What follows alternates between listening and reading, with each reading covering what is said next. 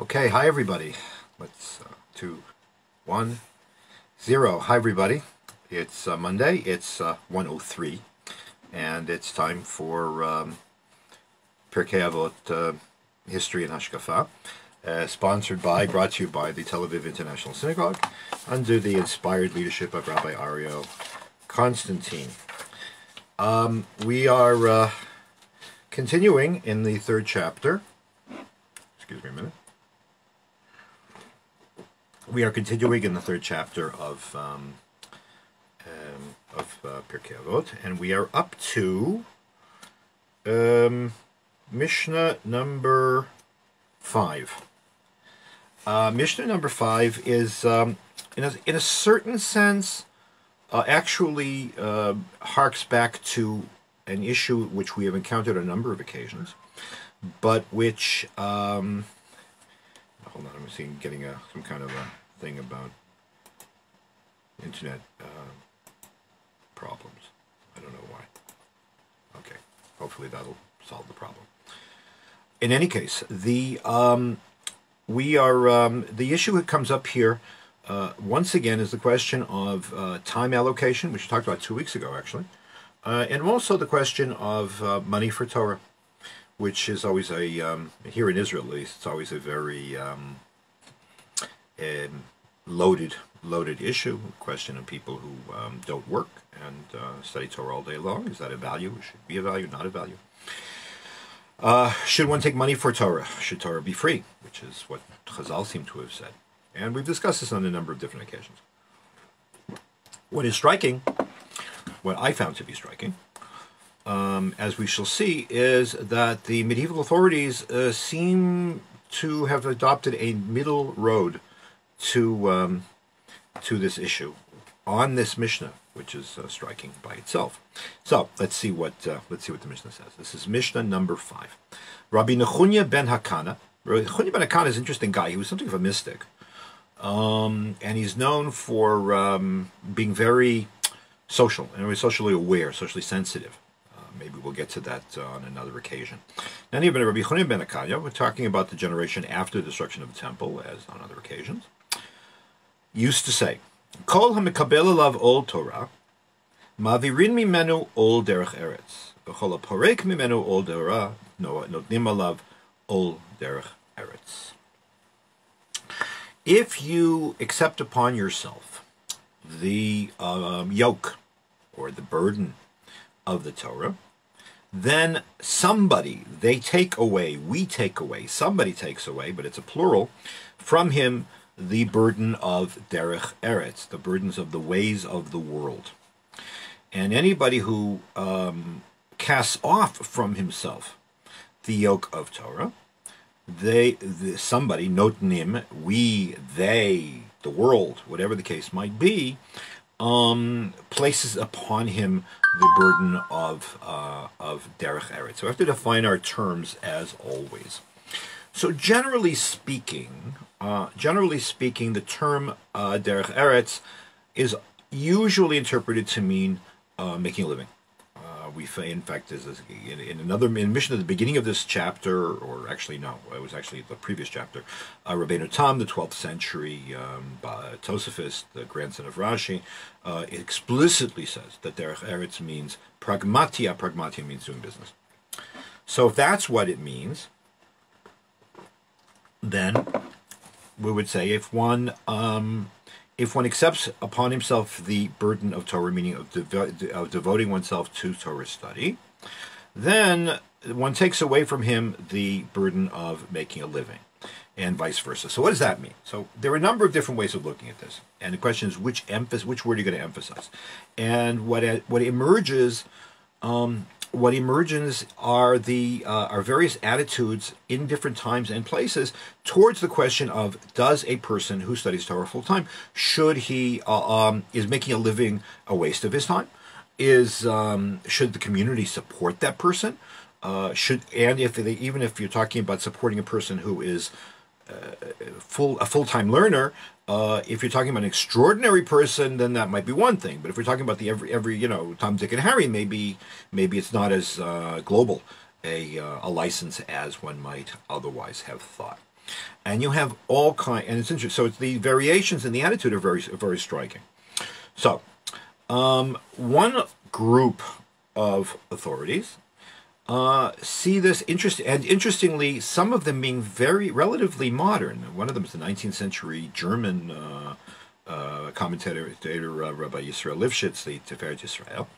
He says, if one accepts it, if one commits oneself to studying Torah all day long, then they, meaning from heaven, a miracle will occur to him, and his sustenance will appear will be taken care of. Because Ma'avirin means from heaven, and the miracle will occur, and he won't have to make a living. He'll just be able to support himself and study and support his family, and that's one way of explaining it. The other two are more intriguing, I think. Notice, by the way, nobody talks about it. I have found nowhere, in terms of this Mishnah, anyways, that anyone says that the Ma'avirin, we take away his concerns for a living, that it should have anything to do with the community. I have not found that anywhere. But anyways, the other two are as follows. One is Hamakabel Lav Ol Torah, Ma'avirin Mimenu Ol Derech Eretz. That one takes away his the burden of making a living, meaning if a person is so in love with Torah study that God will guarantee that he will be able to make a living, he will work, the money won't come from nowhere, but he can rest assured in the belief that his Torah study will guarantee that in the time that he uses for studying, he will indeed have parnasah. This is a middle ground. It's very Maimonidean, if that's the case. And I wouldn't be surprised if you follow this through all of the students of Maimonides through the ages, you find this kind of attitude. And that is that you divide your time. Maimonides himself was very, very careful. First of all, he thought you should never take any money to study Torah. And as a result, he actually, after his brother died, he'd been a silent partner in his brother's precious stones business, especially pearls, apparently. But his brother died in the 1170s in the Indian Ocean when he was going looking to trade pearls. So Maimonides put his money where his mouth was, and he did not accept any money from the community, even though he was the head of the Fostat community, and he went to work as a doctor. In any event, so those who follow in his path would have easily been able to embrace this idea that you work minimally, and that will be enough for you.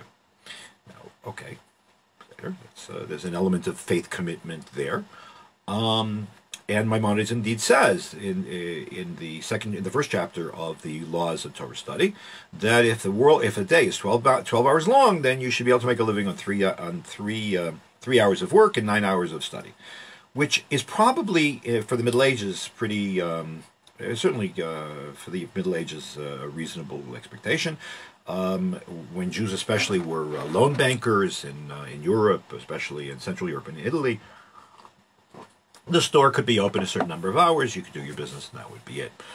You didn't have careers which threatened to engulf you into 24/7 or 24/6 in the medieval period and the Renaissance. However, the third position I think is even the more intriguing one, and that again, it's not one of these cases where I can say this approach, this interpretation can be pegged to any particular historical circumstance or any particular historical moment, because it keeps popping up in the Muslim countries and in Christian countries and so on. So it's obviously an idea which transcends the specifics of any particular location or time, and that is that if you accept upon yourself the burden or the yoke of the Torah, one takes away from himself the burden of making a living. He emphasizes the burden part.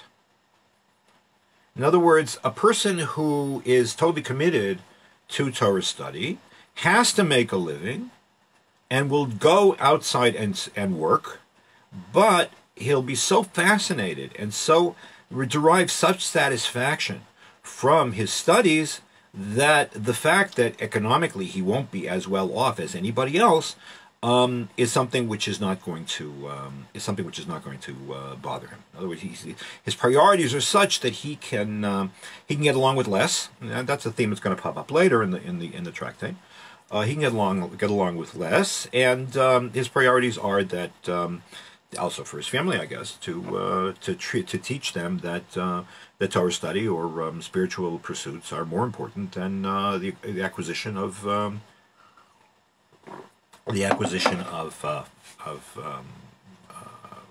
wealth and so on. So that I found to be the more interesting one. As I said, one of the things that you don't find in any of these pre-modern, any of these pre-20th century interpretations is nobody says that the Ma'avirin here, the plural use, actually reflects an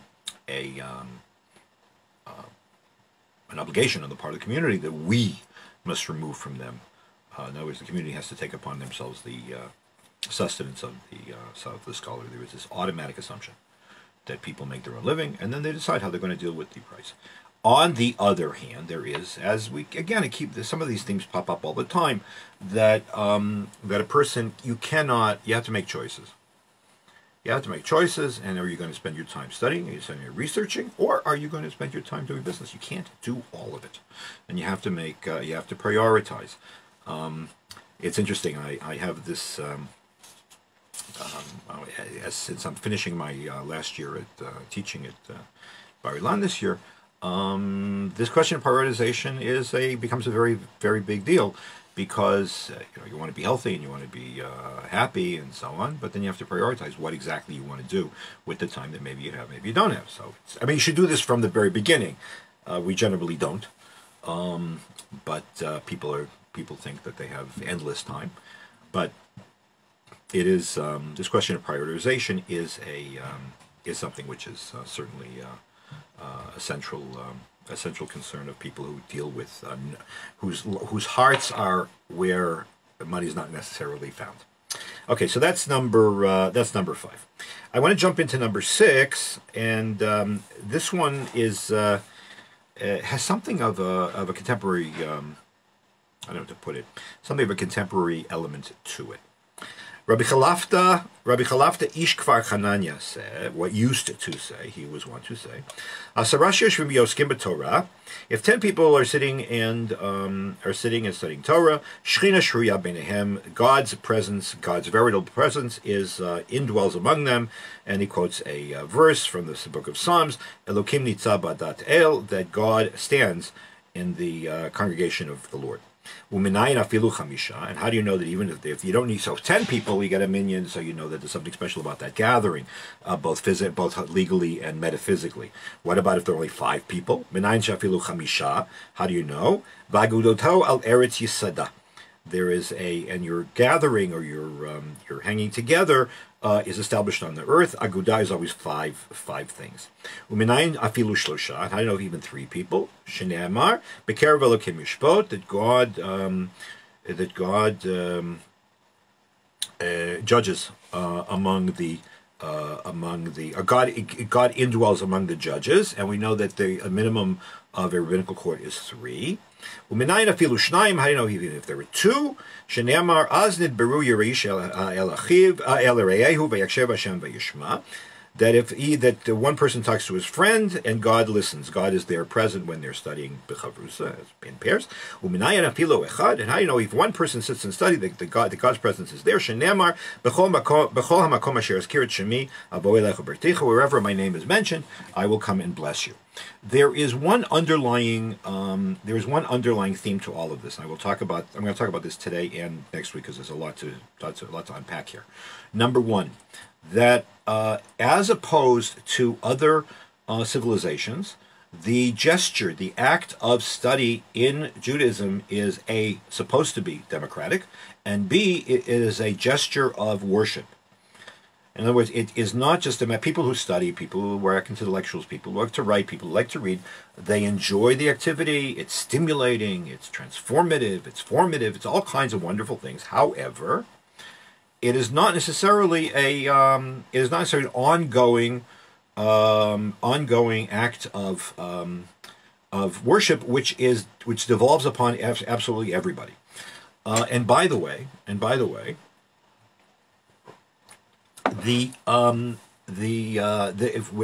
I'll get to in a second, the obligation to study Torah is not restricted to men. It devolves upon women, even though technically the commandment to study Torah explicitly, women are exempted. They can study; they're encouraged. But from that angle, from the formal obligation to study, they're not obligated. But we'll see in a minute that on a deeper level and from a no less binding angle, halachically, women are also involved.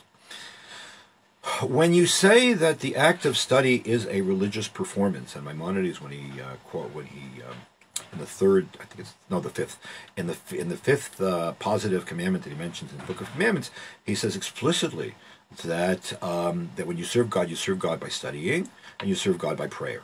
So prayer, I understand that's a religious action. So but study, I don't know of any other religion where study is a religious spiritual act and devolves on everybody. Usually, in most religions, you have a situation where the priestly class, or however you're going to call them, or even lay ministers, study, and that's a religious action, but it's still not as all-inclusive as it is in Judaism, where everybody is expected to be involved in Torah study of some sort. Not everybody has to study Talmud. You have, historically speaking, you have all kinds of communal structures that have been set up through the ages to allow for different people to study according to A, their interests, and B, their abilities. This idea that everybody has to study Talmud and not anything else is unparalleled and is probably I think it's a big mistake, but that's another story. In any event, so that's number one. But it's not just a matter of being a religious action. It is supposed to, and this is what the rabbis make a very big point of stressing, and even the post-Talmudic authorities, that the act of study is meant to be undertaken in an atmosphere, in an ambiance of spirituality and of God encountering. Now I know that sounds very I don't know. Sounds probably very mushy, but the truth of the matter is borne out very profoundly by both Talmudic and post-Talmudic practices and statements that when one undertakes the act of study, one actually is engaged in a form of worship and therefore encountering God, and that is exactly what this mission is trying to say. And all too often, when especially, and I'm going to criticize my colleagues here, all too often when we read about scholars writing, or scholars studying, or Jewish or rabbis deciding cases, Jewish law, we forget that the idea of a totally secular, detached, materialist existence did not really exist. Everything was funneled through this sort of God awareness, whether it was passive, whether it was active, how acute it was or not is another story, but it definitely was there. So when a rabbi would, for example, would approach a legal question and would have to decide. Yes, he went through the motions, and he looked up the law and he tried to apply it to the specific situation. But he was always, I mean, I can prove this. It's just not for now. He was always very much affected and aware of the fact that he is not just dealing with man-made law, but God-made law or God-derived law, and that was a fundamental a factor in his state of mind as he approached how he was going to decide what the ruling was. This idea that the rabbis made it up because they wanted to be convenient for themselves or for somebody else.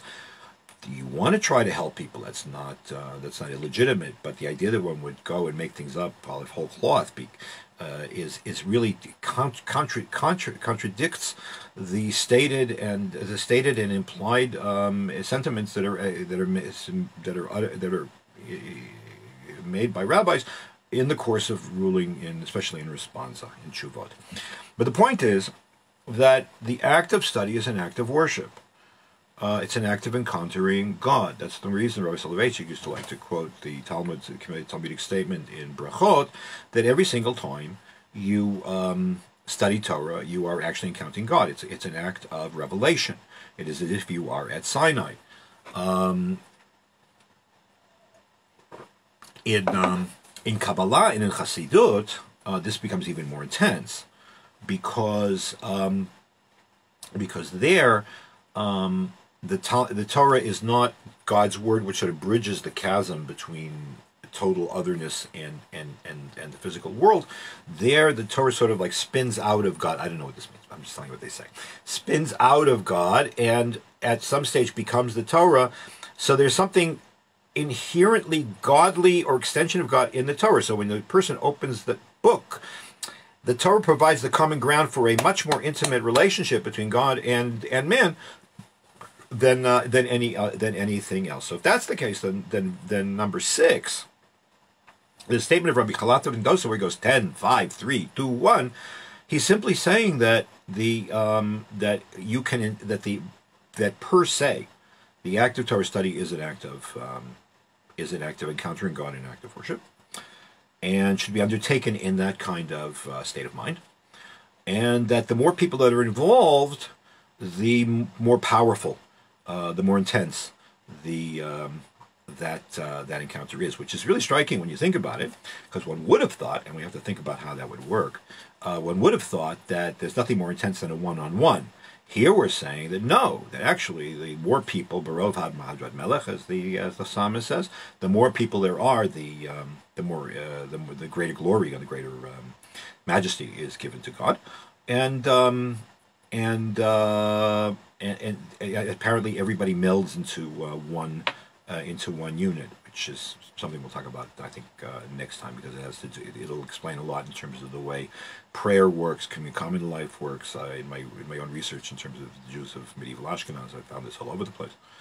In any event, so I think 5 and 6 then, just to sort of pull it together in a traditionalist mode, 5 and 6 together, Rabbi Nechunya ben Akana, who, as I mentioned, was something of a mystic.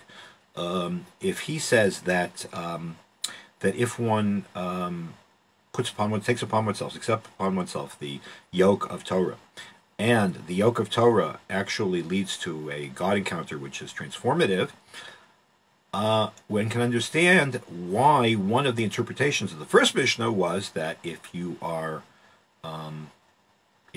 commit yourself to Torah study and all that includes, then obviously you're not going. The lack of physical comfort, the lack of physical comfort, the lack of money. I'm not saying poverty, but the living basic life and not more than that becomes totally